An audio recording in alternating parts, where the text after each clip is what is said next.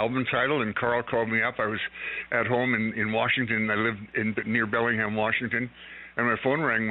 Carl, he said, we're in the studio right now recording Keeping the Summer Alive, and can you come down? We can't seem to get it hard rock enough, and you're the hard rock guy, and come and play and sing. And I said, Carl, I'm in court right now. I'm in a week's battle in court, and I can't come. And he said, oh, that's too bad.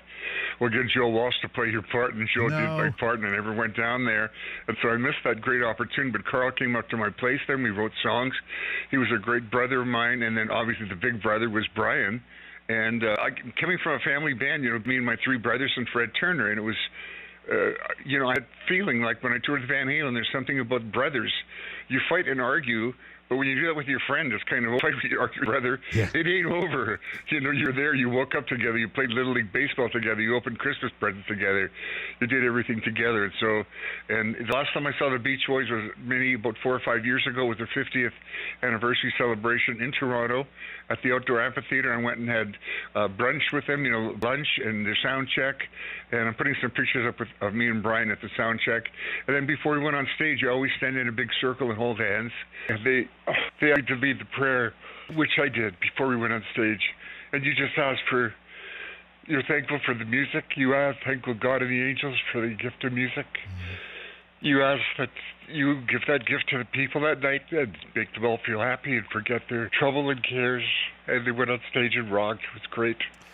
Randy, our listener, and I've seen it live once, but the uplift they have given to the world with their music is second to none. And I was going to ask you, you said you've been on tour with them, on TV with them. You've seen it from the stage perspective. I bet everyone's face in the audience lit up when their music started. That's what I imagined to happen. Well, they took joy and sunshine. They took California sunshine all over the world. And what was amazing is none of them surfed except Dennis. Yeah, right, yeah. Yeah. I grew up there with the Guess Who. And, 2 seasons there, summer and hockey. And hockey is like when it's freezing outside. And we heard about surfing in the 60s. Like, what is surfing? Well, you stand on a board on a wave. And we're going, what? We stand on a board in the snow and call it toboggan. And we slide down a hill. How do you stand in water? And then we found out what surfing was. And then boom, Surfing USA hit, and it became, they took that all over the world. It was just amazing. What a lifestyle they represented. Randy, I don't want to delve into his problems so much, because he had them. And what I would like to ask you is, what courage did he show to get back on the road? Because he'd been off for a while, and he'd been writing music, but not touring. So to come back in the 90s and early noughties, what could that show? That was incredibly, Brian was very childlike at times, especially when he came out of rehab and he was with Dr. Eugene Landry, who was his shrink with him on the road, kind of supervising him. And Brian was very childlike at the time, and Eugene Landry would be in the room next to him. They'd have adjoining rooms, and there was a thing out then, a little amplifier called a pig nose, a little tiny amplifier. You plug your guitar, and it had a little pig nose on it, chrome, and you turned it, and that was your volume control. Eugene Landry would put that in Brian's room. He put the microphone in Brian's room under the door with a wire, and he would stay there with this on all night. So if Brian got up in the middle of the night and went outside, Eugene would follow him, because Brian was like a little kid. He would go out and just walk in a straight line.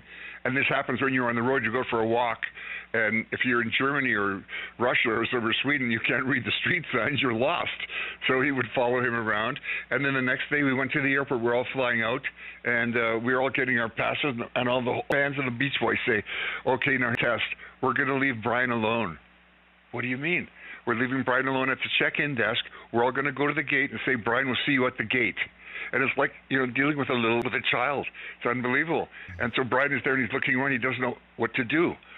And everybody's gone. And I'm like in the corner of the magazine. I see them doing this to him, and I go and I join them. And he looks at his boarding pass. He looks up at the thing that says gates A, B, C, or this way, and C, D, F, or that. And he gets there, and they're all waiting for him. But when he shows up at the gate, they all clap and cheer. They all give him a hug and say, we love you, Brian. That was really, really, he found his way to the gate. And then he got better. And then, I surfed with the Beach Boys. But I played Frisbee with them because we had tour buses. I just stopped from the drivers getting arrested, getting gashed for about an hour there. We're throwing Frisbees around in the sunshine. I figured, man, I can't surf. I'll never surf. But I played Frisbee with Brian and Carl and Dennis Wilson. It was fabulous. Randy, I tell you what, this nation is apps listening to your memories of the Beach Boys. We feel as we're there, and he's obviously, I can tell the emotion in your voice. You're obviously hugely close to him.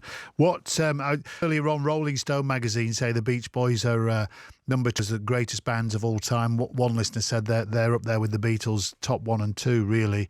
How do you assess their legacy? I don't think anyone. There are some bands that are so monumental, no one can ever come close. And the Beatles and the Stones were those bands, and the Beach Boys were one of those bands. If you thought the top three, they went on and on and on. They're still going on. You know, your Beach Boys, a month ago, they were fabulous. Brian wasn't there, obviously. Carl wasn't there. But the other guys are there. You know, Michael's there, and somehow the spirit is there, and the joy goes to the people. It goes everywhere, and the music lives on. It's going to be like Tchaikovsky and the Miller Band, you know what I mean? And Miles Davis. It just lives on and on and on. And classic radio will never forget the music. And even their sad songs, we're happy. You know what I mean? Like, there were some high voices when they were singing, and the chord progressions and everything. Some of the greatest chord progressions of all time came from Brian Wilson, and he told me how he wrote his songs, which was amazing. Like, how do you write these songs? He said, my dad, Murray, had a fake book. You know what a fake book is? It's what the musicians use. They have a book, and it's every jazz head ever written, and it's all in book. So if you're having you have a gig in New York, you call up a drummer and a bass player, and you're playing, you say, okay, our fake number, page 28, 29, 30, 41, we're doing Ladies of Tramp, we're doing Misty, and you do all these standards. Yeah. I said to Brian, is that how you wrote it? He said, yeah, you just get a fake book and get the progression from George Gershwin or Rodgers and Hammerstein or Irving Berlin. And then you take that chord, and instead of playing it for 1 bar, you play it for 2 bars. And the next chord, instead of playing it for 2 bars, you play it for 1 bar. And I said, give me an example. What do you mean? How do you do that? And he said, well, look at 5'2", eyes of blue. Oh, what's those 5 teeth couldn't blue has anybody. Okay, so how'd you do that? He goes, I get around, round by side of town. And it's the same chord progression. I go, that's amazing, Brian. So I start writing songs that way. And he used all kind of tricks that way, and they put the harmony in it.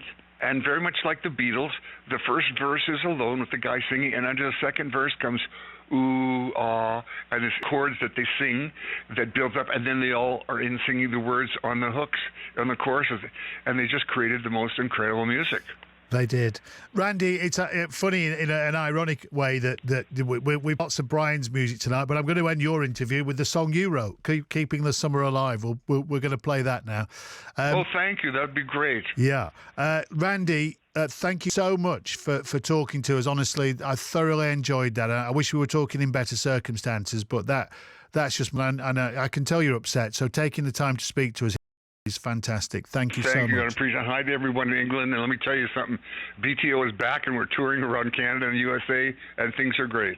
Beautiful. Randy Bachman there, founder, amongst many other bands, of Bachman Turner Overdrive with memories of Brian Wilson. And here's the song, as you heard there, sat by the pool and played it to Brian.